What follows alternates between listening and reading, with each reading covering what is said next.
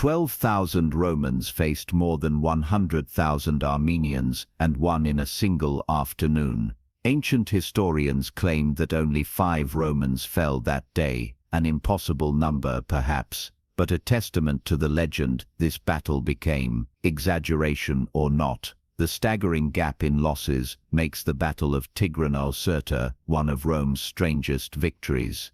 On paper it looked suicidal, one lone Roman legion daring to challenge the vast empire of Armenia, ruled by a king who commanded nations. King Tigranes the Great commanded armored cavalry, volleys of archers, and endless infantry. Facing him was Lucullus, a disciplined Roman general commanding barely 13,000 men, outnumbered nearly 10 to 1. By all logic, Rome should have been crushed. Instead, Lucullus spotted a weakness and turned it into one of the boldest wins in Roman history. Welcome to Great History, your daily history channel, where we share incredible stories of ancient warfare. If you're new here, subscribe so you don't miss more epic battles like this one. Because what happened at Tigranocerta didn't just decide one fight, it reshaped the way military strategy would be understood for centuries. Let's find out how. Everything began in 69 BC, right in the middle of the Third Mithridatic War. This was the last and most decisive of 3 major clashes between Rome and Mithridates VI of Pontus, the king who ruled along the southern coast of the Black Sea. Mithridates had spent decades trying to carve out an empire at Rome's expense. He fought them in Greece, in Asia Minor, and even launched naval campaigns across the Aegean Sea, harassing Roman trade routes and threatening coastal settlements. His resistance against Rome had made him a symbol of defiance across the eastern Mediterranean. He was feared not only for his military skill, but also for his brutality. In 88 BC, he ordered what Roman sources call the Asiatic Vespers, the mass killing of as many as 80,000 Roman and Italian settlers across Asia Minor. That massacre burned his name into Roman memory as one of their greatest and most hated enemies. The Senate never forgot, and vengeance became a recurring theme of every Roman campaign that followed against him. After suffering defeat after defeat at the hands of Roman commanders like Sulla and later Lucullus, Mithridates had few safe havens left. His armies were shattered, his allies hesitant, and his fleet scattered. By 69 BC, with Roman pressure closing in from all sides, he fled north and east, crossing into Armenia. There he found refuge with his son-in-law, Tigranes II, better known as Tigranes the Great, King of Armenia. Tigranes was no ordinary monarch. He was one of the most powerful rulers of the Eastern world at the time, and under his reign, Armenia transformed from a kingdom into a genuine empire. His territory stretched from the shores of the Black Sea down to the Mediterranean coast of Syria and even reached the plains of Mesopotamia. For nearly 2 decades, his armies had expanded Armenian control over vast lands once dominated by the Seleucids and Parthians. Ancient writers described Tigranes as a man of immense pride, wealth, and ambition. He wore Eastern-style robes, sat on a throne of gold, and surrounded himself with courtiers and vassal kings. He even took the title King of Kings, the same exalted phrase once used by the Persian emperors, declaring himself not just ruler of Armenia, but overlord of neighboring monarchs who paid tribute to his crown. His court in the mountains of Armenia became one of the grandest in the Near East, filled with music, scholars, and luxury that rivaled even the royal palaces of the old Persian Empire. As part of his vision, Tigranes built a brand new capital, Tigranocerta. This city, located in what is now southeastern Turkey, was designed to be the heart of his empire, a monument to his power, culture, and ambition. He filled it with palaces of gleaming stone, open-air theaters, inspired by Greek models, bustling markets, and towering walls that were still under construction by the time the Romans arrived. It was meant to rival Alexandria, or Antioch, as a shining example of Eastern magnificence. To populate his new capital, Tigranes forcibly resettled tens of thousands of people from conquered regions, uprooting entire families and moving them hundreds of miles from their homelands. These included Greeks from Cappadocia, Cilicians from the Mediterranean coast, Syrians from the cities of the Levant, and Mesopotamians from the plains between the Tigris and Euphrates. The result was a city beautiful and cosmopolitan, but one whose inhabitants had little loyalty to the Armenian crown. Behind its grand facades lay resentment and division, for many of its citizens had been brought there in chains. Lucullus understood all this. He knew that Tigranocerta was not just another stronghold, it was Tigranes' personal masterpiece, the symbol of his authority and his pride. If it fell, Tigranes would lose face not only before Rome but before his own subjects and vassals.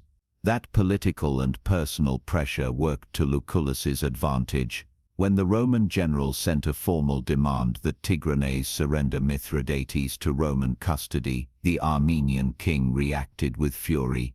To hand over his father-in-law would not only insult his honor, but also undermine his claim to be the equal of Rome. He flatly refused. Instead of waiting for reinforcements or securing a larger supply base, Lucullus made one of the boldest moves of the entire campaign. He marched his small army straight across the Euphrates River and deep into Armenian territory, a decision so daring that even his officers questioned it. His force was astonishingly small compared to what he was about to face, but Lucullus trusted in speed, discipline, and the element of surprise. Ancient sources differ on the exact numbers, but Plutarch describes Lucullus as commanding around 16,000 heavy infantry, veteran legionaries hardened by years of war, plus about 1,000 cavalry and light troops. Other accounts estimate his total closer to 12,000 to 15,000 Romans, supported by a few thousand local auxiliaries and scouts. To put that in perspective, this was only a fraction of the massive armies that would later fight under Caesar or Pompey. It was a single Roman strike force, isolated, deep in hostile lands, and entirely dependent on its discipline to survive. Lucullus wasted no time. His legions advanced at a pace that stunned even the locals. Instead of getting bogged down in sieges or waiting for supply lines to catch up, he struck directly into the heart of Armenia, targeting key towns and fortresses that acted as logistical hubs for Tigranes' forces. Each swift victory denied the Armenian king a base of operations and cut his communication lines. The Roman advance was methodical, precise, and relentless, forcing Tigranes to respond before his armies were fully assembled. Tigranes, caught off guard, was still occupied with unrest in the western stretches of his empire, particularly in Syria, where local rulers and client states had begun rebelling against Armenian dominance. Reports of Lucullus's invasion reached him as he was still trying to stamp out those uprisings. The speed and audacity of the Roman advance forced him to abandon his campaigns and turn his attention back toward his northern frontier. The confrontation that followed would become one of the most astonishing military upsets of the ancient world. News of Lucullus's advance reached Tigranes while he was still trying to stamp out disturbances and rebellions in the outer provinces of his vast empire.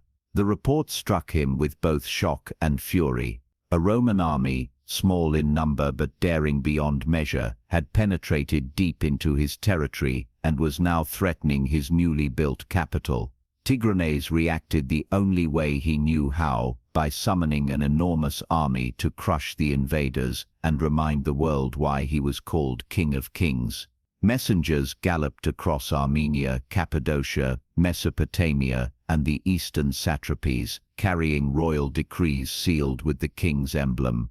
Local lords and vassal kings were ordered to raise every fighting man they could muster, from mountain strongholds and fertile plains, from client kingdoms and allied tribes. Soldiers began to gather in staggering numbers.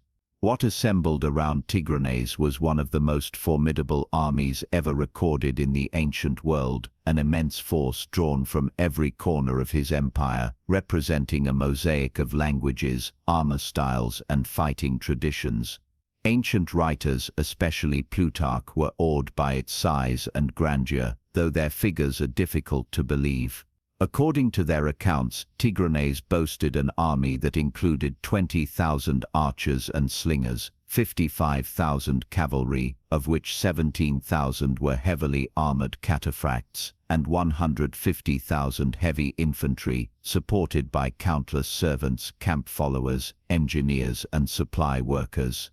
The total, they claimed, reached somewhere around 225,000 men. Even if these numbers were inflated, the scale must have been truly vast. The Armenian host stretched for miles across the plains, shimmering with metal banners and the glint of sunlight on thousands of helmets and shields.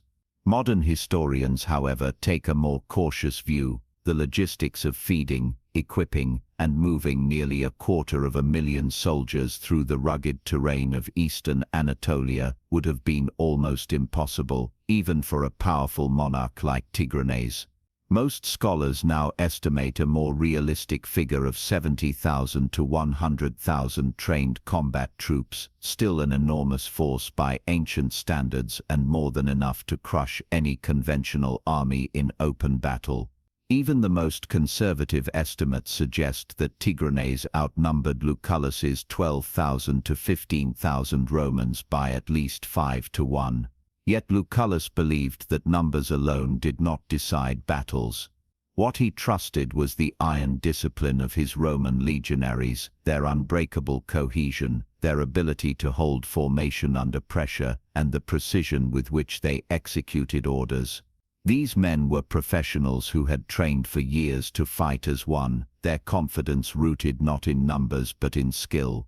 Lucullus gambled that by advancing swiftly, seizing the initiative, and forcing Tigranes to react on his terms, he could turn the Armenian army's size into a disadvantage. Lucullus moved quickly, anticipating his enemy's response. Before the great Armenian host could fully assemble, the Roman commander occupied the high ground near Tigranocerta. From these hills, his legions could observe enemy movements and strike at their flanks when the time came, a crucial tactical advantage in any ancient battle. Instead of launching a reckless assault on the city's towering walls, Lucullus adopted a patient strategy. He surrounded the city, cut off its supply routes, and began tightening the siege. He knew that Tigranes would not tolerate such an insult for long. The Armenian king would have no choice but to march his army to relieve his threatened capital. As the siege deepened, Lucullus showed remarkable restraint. He understood that time was on his side. Tigranocerta, though designed to impress, was not yet fully completed. Many of its walls and fortifications were still under construction, and some sections were hastily reinforced with timber and rubble. Inside the city, loyalty was fragile. Many of its residents had been forcibly relocated there from conquered regions such as Cappadocia, Cilicia, and Syria. These displaced settlers harbored resentment and would later prove unreliable when the moment of crisis came. Tigranes, meanwhile, was under growing political pressure. In the ancient world, a king's prestige was inseparable from his public image of courage and command. To hide behind city walls while his enemy ravaged his lands would appear weak and cowardly, undermining his authority over restless provinces and dependent rulers. Every day he delayed risked rebellion among his subjects and ridicule from his vassal kings. His court expected him to lead from the front, as a true Eastern monarch should, visible, commanding, and defiant. Moreover, much of Tigranes' military strength depended on his cavalry, especially his elite armored horsemen, the cataphracts.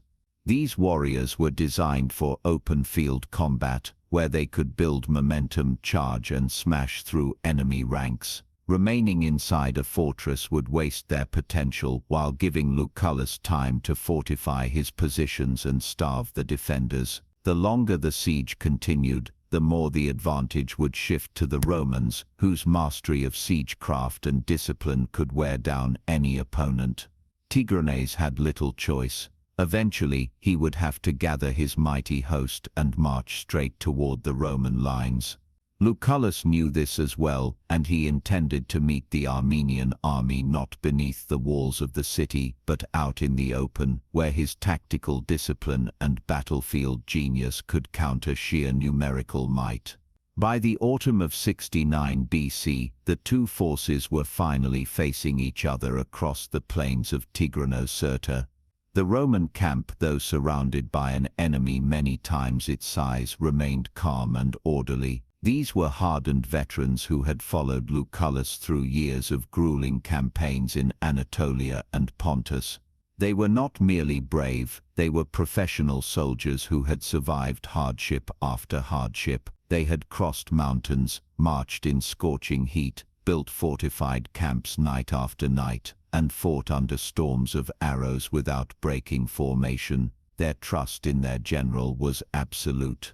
They carried the tools of Roman warfare that had conquered half the known world: pila, the heavy javelins used to shatter enemy ranks before a charge, and the short gladius, a weapon perfected for close combat. Every man knew his place in the line, his duty, and his commander's voice. They had seen Lucullus's daring strategy work before: his speed in seizing key towns, his knack for using terrain to nullify enemy numbers, and his calm confidence in the face of overwhelming odds. They believed he would lead them to victory again. Then, at last, Tigranes appeared, not with a small detachment or a probing vanguard, but with an army so vast that it seemed to consume the horizon. Ancient accounts describe the sight as awe-inspiring: waves of infantry stretching for miles, flanked by glittering ranks of cavalry, archers, and slingers. Long baggage trains, chariots, and herds of animals followed behind, kicking up clouds of dust that hung in the air like a shroud. At the center of this magnificent host rode the Armenian cataphracts, the pride of Tigranes' army and the terror of his enemies. These were the shock cavalry of the East, men and horses encased almost entirely in metal, moving as living machines of war. The cataphracts did not ride lightly. Both rider and mount were armored from head to hoof in overlapping scales of bronze or iron, carefully sewn to thick leather backings. The plates covered the chest, shoulders, flanks, legs, and in some cases even the neck and head of the horse. Under the blazing sun, they gleamed like a wall of iron advancing across the plain, an unstoppable tide of steel and thunder soon to clash with the disciplined lines of Rome. The rider wore a helmet forged of bronze or iron, shaped to fit tightly around the head, leaving only narrow slits for the eyes and a small opening for the nose, barely enough to see and breathe. These helmets, sometimes adorned with crests or embossed designs, gleamed beneath the sun, but offered little comfort. The armor itself was crushingly heavy. Modern reconstructions suggest that the full equipment for a single cataphract, horse and rider together, could weigh 40 kilograms or more, depending on how extensively the horse was covered. Many mounts were protected from neck to rump with overlapping metal scales or chainmail, making them as much a part of the war machine as their riders. When hundreds of these warriors rode together, the earth itself seemed to shake under their hooves. Each cataphract carried a long lance known as a contus, a weapon nearly 4 meters in length, designed to drive through shields and armor with sheer kinetic force. These lances were wielded with both hands, meaning the rider had no shield, relying entirely on his armor and momentum for protection. For close combat, they carried short swords, maces, or axes strapped to their sides, weapons meant for brutal fighting once the charge had broken the enemy's lines.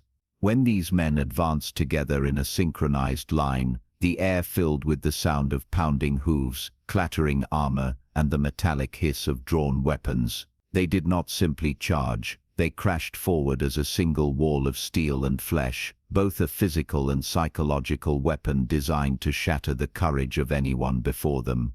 To the Roman legionaries waiting below, the sight of these heavily armored horsemen forming ranks must have been terrifying. Each rider appeared invincible, glinting in the sun like a living statue of iron, while their armored horses snorted clouds of steam through iron masks.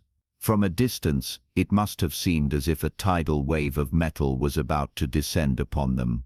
Ancient chroniclers described this force as an iron tide sweeping across the plains, a moving fortress that no army could withstand. Modern historians may doubt the exaggerated figures of ancient writers, but they agree that the sight itself, thousands of armored cavalry glinting in the sunlight, would have been overwhelming. Every cataphract was in essence a human tank of bronze and steel, and the thunder of their charge could unnerve even the most seasoned soldiers. Behind these mounted warriors stretched endless ranks of archers and infantry, a vast army that seemed to cover the horizon. To the Romans, it must have looked as though they faced an entire world arrayed against them, an enemy so vast it could swallow them whole. Even among Tigranes' own generals, voices of caution rose. They advised him to use his advantage wisely, to encircle the Romans, cut off their supplies, and starve them into submission. But Tigranes, proud and overconfident, dismissed their warnings with open scorn. Laughing at the small size of the Roman force, he declared that the enemy was too few to be an army, and too many to be mere envoys. His arrogance would soon seal his fate. On October 6, 69 BC, the two armies finally met outside the walls of Tigranocerta. The Armenians held the high ground overlooking the plains, their vast formations glittering under the morning sun. Tigranes placed his cataphracts proudly at the center of his army, intending to crush the Romans head-on in one devastating charge. Lucullus, however, knew that a frontal confrontation against such overwhelming force would mean certain death. He devised a bold and daring plan that turned the battlefield itself into a trap. He left around 6,000 men to hold the main line, instructing them to maintain formation and lure the Armenians forward, while he personally led 2 cohorts on a hidden flank march around the ridge. From there he could strike at the Armenian rear, the one position least defended and most vulnerable. As Lucullus maneuvered his men quietly into position, the movement caught Tigranes' eye. Misinterpreting it as a retreat, the Armenian king once again mocked the Romans, confident that victory was already his. But Lucullus was not fleeing, he was preparing the killing blow. When his men reached the crest, Lucullus looked down upon the vast Armenian encampment spread out below him. It was less a military camp than a moving city, rows of tents, herds of animals, wagons filled with supplies, servants bustling between cooking fires, and traders attending to the needs of the army. To a general's eye, it was chaos, an unguarded sprawl ripe for destruction. Pointing toward it, Lucullus is said to have told his men, "This is where we win." With that, he gave the signal to attack. The Roman assault crashed into the unprepared rear of the Armenian camp like a hammer. Panic erupted instantly. Servants screamed and fled, traders abandoned their goods, and frightened animals stampeded through the ranks. The confusion spread like wildfire. Soldiers turned to see what was happening, and mistook the chaos for a rout.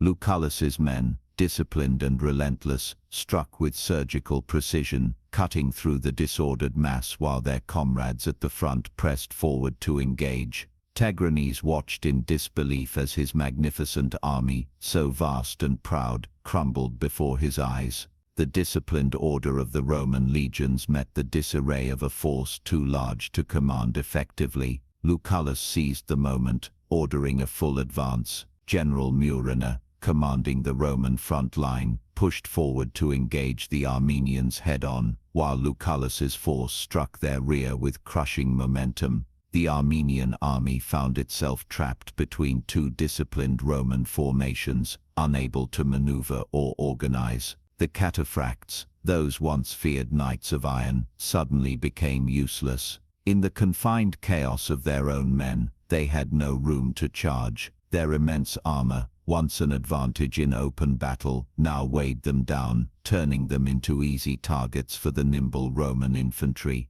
Arrows and javelins rained upon them as they struggled to move. Horses reared, riders fell, and the formation disintegrated. Panic spread faster than orders could be shouted. The king's voice was lost in the roar of collapse.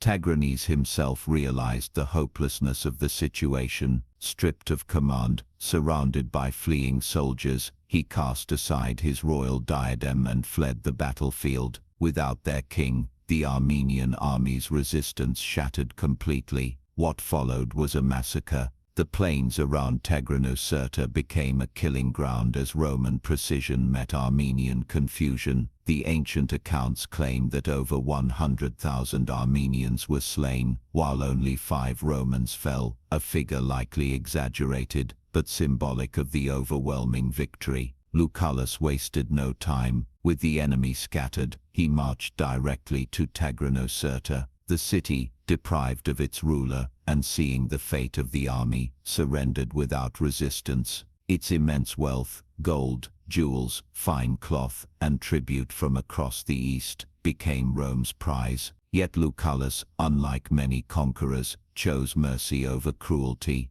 He spared the civilians, especially the Greek settlers, who had been forcibly relocated there by Tigranes, and allowed them to return to their homelands. This act of clemency won him not just treasure, but respect and loyalty. News of the stunning victory spread rapidly through the ancient world. When word reached Rome, many refused to believe it. The idea that a single Roman legion, so vastly outnumbered, had crushed the army of a great Eastern empire seemed impossible, but it was true, and Lucullus's name was immortalized. His triumph at Tigranocerta became a legend, a tale of courage, discipline and genius, overcoming overwhelming odds. Yet even in victory, the war was not finished. Both Mithridates and Tigranes had escaped, and Lucullus knew the campaign would continue. The shadow of new battles already loomed beyond the mountains, but for that day, Rome stood supreme.